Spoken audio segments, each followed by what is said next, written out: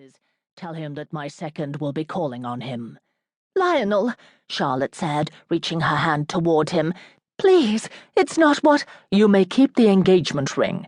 Since it's new and not a St. Leven heirloom, I will have no use for it." He watched tears pool in her beautiful eyes. "Perhaps," he said, in that same calm voice, "you'd best see to your lover. I do believe I broke his nose." He turned on his heel and walked from the tack room. "Lyonel, damn you, come back here!" He turned, his expression cold and forbidding. "I trust, my dear Charlotte, that you intend to marry Lord Danvers. He will need you, I fancy, to attend him after I put a bullet through his arm. A pity, really. I rather thought of Darcy as a friend. As for you, well, there is really nothing more to say."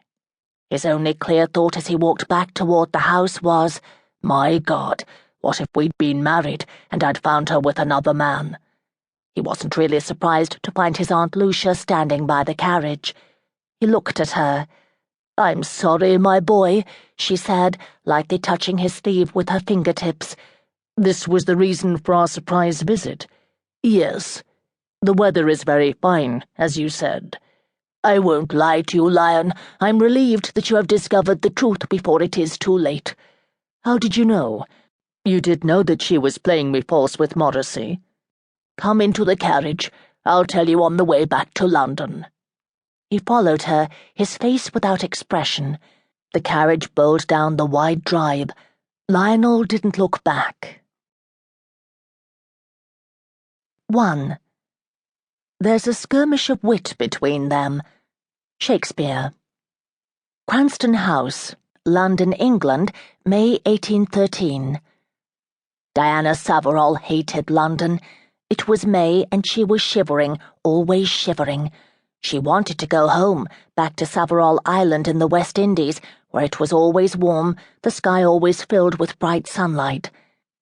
She looked at Lucia, Lady Cranston, that old tartar whose tongue was as sharp as a snake's, and her mouth thinned. She wasn't at all certain as yet, but she liked her. Even though she was small, she looked regal as a queen, with her snow-white hair piled high on her head, and her sharp chin always raised just a bit higher than ordinary mortals. "Call me Aunt Lucia," the imperious old woman had told her when she'd arrived. "I'm not exactly your aunt, not even your great-aunt, but it will do." And Diana had complied.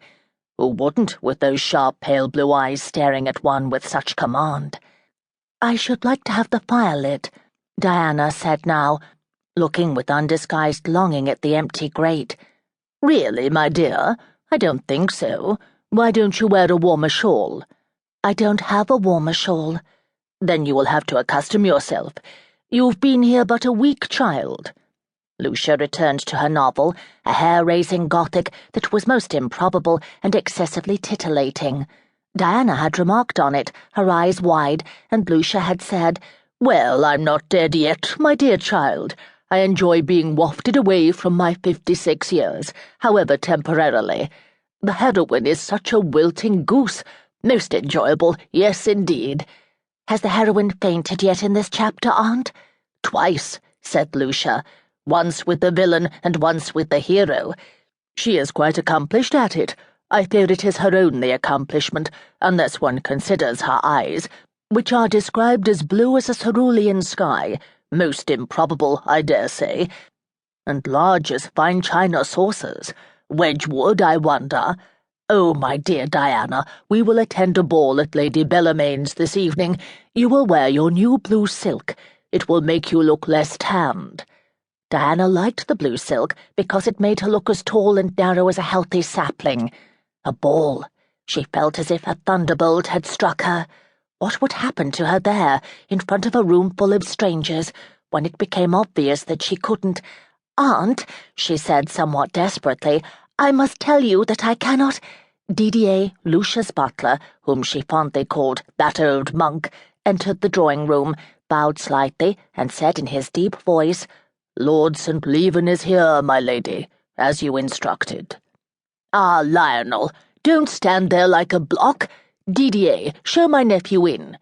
Lucia tucked the novel away under the seat of her chair, then gave Diana a look that she accurately translated as, "Mind your tongue or I'll skin you."